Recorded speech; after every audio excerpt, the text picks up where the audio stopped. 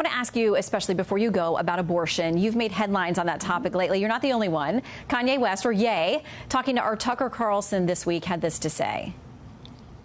I care about the fact that there's more black babies being aborted than born in New York City.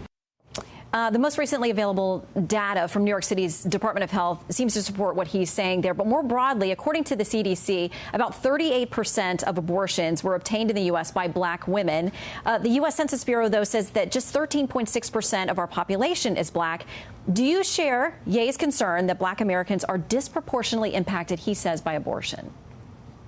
I share the concern of women across the state of Georgia that they are being denied access to medical care, that in the state of Georgia, black women are most likely to die of maternal mortality issues because they're denied access to health care under this governor before they get pregnant. They are denied access to medical care during their pregnancy because of the medical shortage that we have in the state of Georgia, fomented by this governor. That when they have this child, if they choose to carry a child to term, if they're even allowed the choice of what they want to do, that postpartum, they are denied access to health care afterwards. We know that in Brian Kemp's Georgia, a black woman faces a lethal choice, and that is to either have a crystal ball and know she's pregnant before she can actually know, or face forced pregnancy with very little support. In the state of Georgia, Brian Kemp has said that Herschel Walker is entitled to his personal choices, but no woman is. And that is unconscionable. And for black women in particular, but women writ large, the right to control our bodies, the right to our medical care should be sacrosanct. And unfortunately, unless I replace Brian Kemp, there will be a desert of access for black women across the South.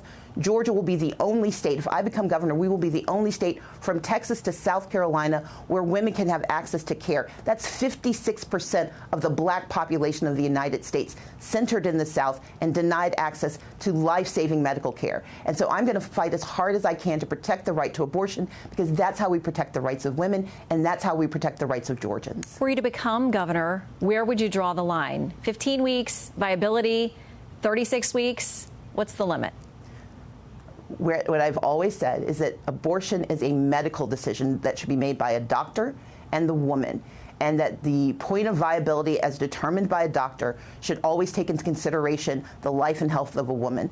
That should be the standard. But the arbitrary standards of timelines ignore the medical reality that it is a fallacy. We know exactly when a pregnancy starts, that we know exactly where we are in the system, in the term. And what doctors will tell you is that they need to make decisions based on the woman they are treating. And what women will tell you is that they need the right to make medical decisions that can save their lives and save their ability to control their bodies and their futures.